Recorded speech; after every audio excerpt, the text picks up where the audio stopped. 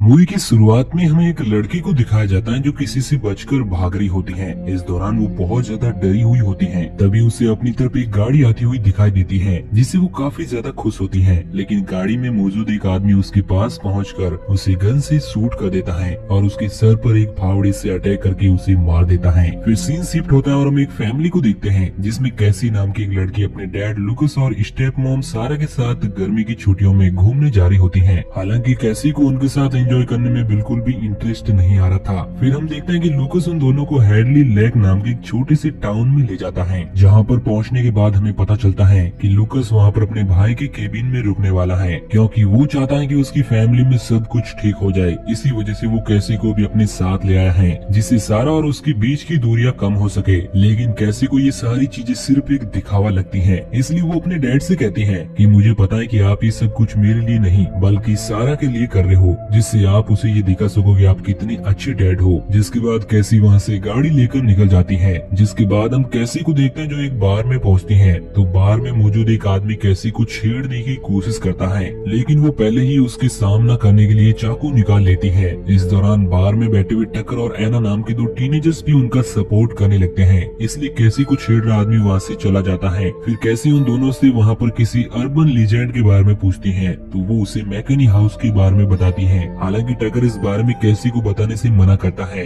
लेकिन एना नहीं मानती और कहती है कि सालों पहले वो घर भी यहाँ के आम घरों की तरह ही था, जहाँ पर दो भाई बहन रहते थे। लेकिन फिर जो भी उस घर के आसपास दिखाई देता वो गायब होने लगा। ये सुनकर कैसी को काफी एक्साइटमेंट होता है और वो उस जगह पर जाने का फैसला करती है। हालांकि टकर और एना उसे ऐसा करने से मना करते हैं, लेकिन वो उनकी एक भी बात नहीं मानती, इसलिए मजबूरन वो लोग उसे मैकेनी हाउस तक ले जाते हैं। जहाँ पर पहुँचने के बाद कैसी जबरदस्ती घर के अंदर चली जाती है, इसलिए टकर और एना भी उसके साथ घर के अंदर जाते हैं। हालांकि वो दोनों बहुत ज्यादा डर रहे होते हैं। फिर वो लोग एक दूसरे रूम में पहुँचते हैं तो वहाँ पर उन्हें एक वीडियो कैमरा मिलता है जिसमें वो देखता है कि एक लड़की को बांध कर रखा गया है और उसे टॉर्चर किया जा रहा है। तभी उन्हें वहाँ पर बहुत सारी कैसेट मिलती है जिनमें अलग अलग गायब हुए बच्चों के नाम लिखे गए थे। इससे पता चलता है कि उन सभी को इसी घर में रखकर टॉर्चर किया गया था। तभी उन तीनों को किसी की आवाज सुनाई देती है जिससे वो वहीं पर छिप जाते हैं। फिर जैसे ही क्लेट नाम का एक आदमी घर के अंदर आता है, वो लोग मौका पाकर वहाँ से निकलने की कोशिश करते हैं। जिसके बाद कैसी भी किसी तरह से अपनी गाड़ी तक पहुँच जाती है, जहाँ पर पहले से ही टकर और एना पहुँच चुके थे।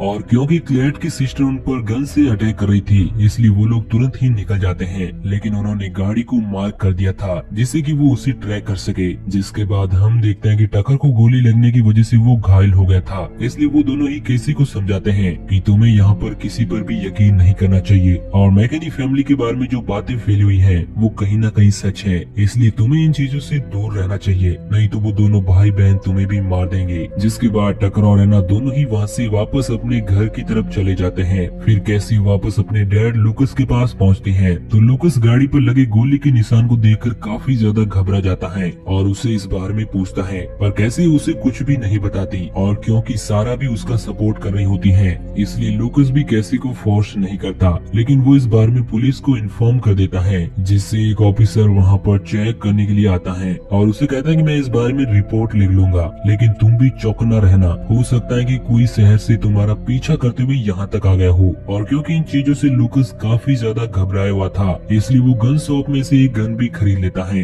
दूसरी तरफ मैकेली फैमिली के दोनों बहन भाई टकर और उसकी गाड़ी को भी ट्रैक कर चुके थे, इसलिए वो दोनों उन्हें सबक सिखाने का फैसला करते हैं, क्योंकि वो लोग उनकी ग्रैंड मदर के रूम में गए थे। दूसरी तरफ जब एना शॉप में होती है तो वहाँ पर एक गाड़ी आकर रुकती है जिसमें टकर होता है। इस दौरान उसकी हालत बहुत ही ज्यादा खराब थी और इससे पहले एना कुछ समझ पाती, उस पर भी गाड़ी के नीचे छुपी हुई लड़की अटैक कर देती है, जिससे वो बेहोश हो जाती है। फिर जब उसकी आँख खुलती है तो वो खुद को टकर के साथ मैकेनी हाउस के 20 मिनट में बंधा हुआ पाती है। फिर वहाँ पर मौजूद क्लेट उन पर काफी गुस्सा होता है और कहता है कि तुम यहाँ पर पहले भी आ चुके हो, इसलिए अब तुम्हें इसकी सजा मिलेगी। हालांकि एना उसे समझाती है कि तुम्हें गलत फहमी हुई है, लेकिन अब इन सब बातों का कोई भी फायदा नहीं था, क्योंकि क्लेट उन दोनों को ही टॉर्चर करने लगता है और उसे पूछता कि तुम्हारे साथ वो तीसरी लड़की कौन थी, क्योंकि वही मेरी ग्रैंड मदर के रूम में गई थी। और क्योंकि वो दोनों ही बहुत ज्यादा डरे हुए थे, इसलिए वो बताते हैं कि उस तीसरी लड़की का नाम कैसी है और वो यहाँ पर शहर से आई हुई है। तभी टकर उनसे कहता है कि हम किसी से कुछ भी नहीं कहेंगे और तुम्हारी ग्रैंड मदर के बारे में भी किसी से कुछ नहीं बताएंगे, तुम प्लीज हमें यहाँ से जाने दो। लेकिन ग्रैंड ग्रैंड मदर का नाम सुनते ही वो बहुत ज्यादा गुस्सा हो जाती है और चाकू से अटैक करके टक्कर के साथ साथ एना को भी मार देती है। और क्योंकि उनका फ्रीजर भर गया था इसलिए वो डेड बॉडीज को बाहर ही दफनाने का फैसला करते हैं। फिर हम केसी को देखते हैं जिससे सारा बात करने की कोशिश करती है तो वो उसके साथ बहुत ही र्यूड बिहेव करती है और वहाँ से चली जाती है। इस दौरान हम देखते हैं कि क्लेट और एडना उसे फॉलो कर रहे हैं, जिसके बाद केसी लूकस के पास पहुँचती है और उससे अपनी गलती मानते हुए कहती है कि मुझे सारा से इस बारे में बात नहीं करनी चाहिए थी।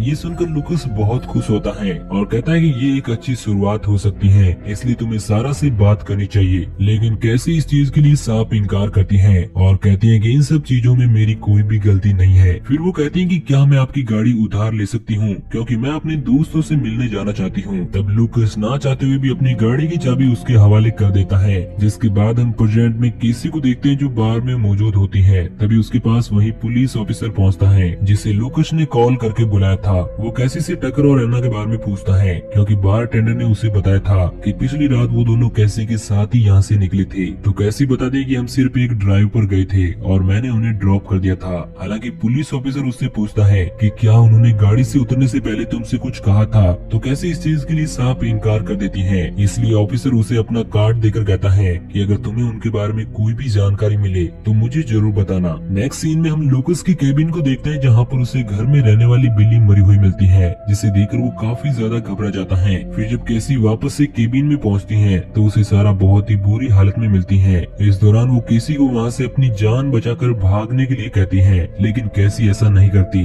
और उसे आजाद करने लगती है। तभी कोई उस पर भी अटैक कर देता है। फिर हम लूकस को देखते हैं जिसे होश आता है तो वो खुद को मे के सामने पाता है जो उसके सर पर सेब रखकर उसे हिलने से मना करती है। जिसके बाद हम देखते हैं कि मे ने उसे बांध कर रखा हुआ है। फिर वो उसके सर पर रखे हुए सेब पर गन से निशाना लगाती है।